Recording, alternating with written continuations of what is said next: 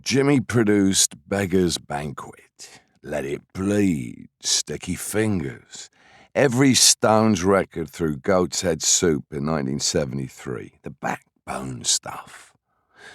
But the best thing we ever did with Jimmy Miller was Jumping Jack Flash. That song and Street Fighting Man came out of the very first sessions with Jimmy at Olympic Studios for what would become Beggar's Banquet in the spring of 1968, the May of street fighting in Paris. Suddenly, between us, this whole new idea started to blossom, this new second wind, and it just became more and more fun. Mick was coming up with some great ideas and great songs, like Dear Doctor. I think probably Marianne had something to do with that, and Sympathy for the Devil, although it was not in the way he envisioned it when it started. But that's in the Godard movie. I'll deal with Godard later, where you hear and see the transformation of the song. Parachute Woman, with that weird sound area like a fly buzzing in your ear or a mosquito or something, that song came so easily. I thought it was going to be difficult because I had that concept of that sound and wasn't sure it would work. But Mick jumped on the idea just like that, and it took little time to record. Salt of the Earth. I think I came up with the title of that and had the basic spur of it, but Mick did all the verses. This was our thing. I'd sparked the idea. Let's drink to the hard-working people. Let's drink to the salt of the earth. And after that, Mick, it's all yours. Halfway through, he'd say, where do we break it? Where do we go to the middle? Where's the bridge? See how long he would take this one idea before he turned to me and said, we got to go somewhere else now. Ah, the bridge. Some of that is technical work, a matter of discussion, and usually very quick and easy. There was a lot of country and blues on Beggar's Banquet. No Expectations, Dear Doctor, even Jigsaw Puzzle. Parachute Woman, Prodigal Son, Stray Cat Blues, Factory Girl. They're all either blues or folk music.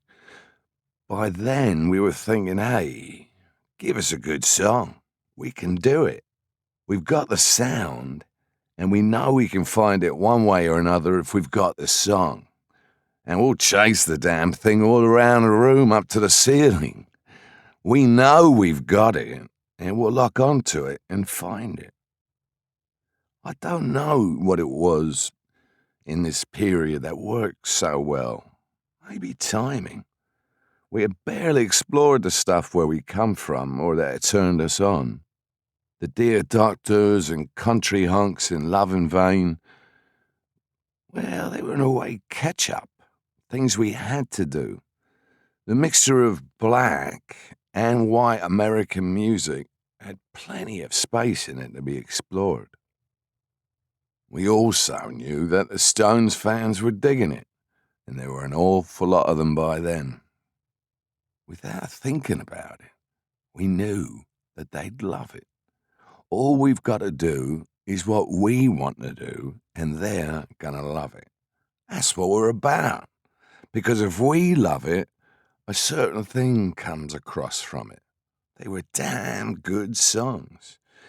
We never forget a good hook.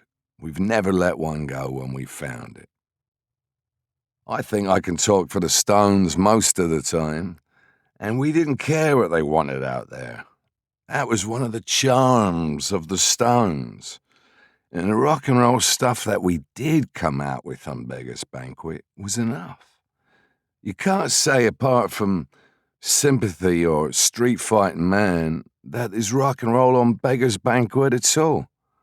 Stray Cat is a bit of funk, but the rest of them are folk songs. We were incapable of writing to order to say we need a rock and roll track. Mick tried it later with some drivel. It was not the interesting thing about the Stones, just sheer rock and roll. I love rock and roll on stage, but it was not something we particularly recorded a lot of, unless we knew we had a diamond, like Brown Sugar or Start Me Up. And also, it kind of made the up-tempo numbers stand out even more against the lovely bedrock of really great little songs, like No Expectations.